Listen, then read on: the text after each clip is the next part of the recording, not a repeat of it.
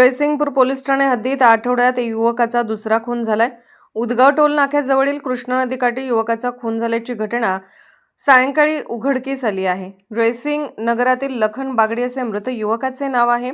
आठवड्यात जयसिंगपूर शहरात लागोपाठ 2 खून झाल्याने कायदा सुव्यवस्थेचा प्रश्न निर्माण झालाय।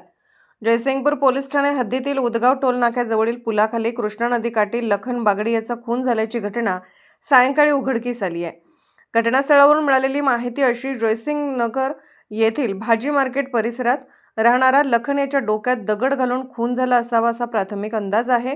डोक्यातून कानातून रक्तस्राव मोठ्या प्रमाणात झाला असून तो मृत अवस्थेत आढळून आलाय।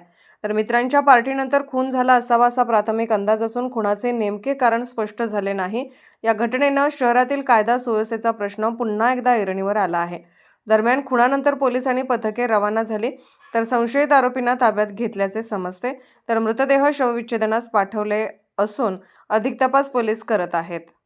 अशाच अपडेट्ससाठी SP न्यूज चॅनलला लाईक करा, शेअर करा आणि सबस्क्राईब करा।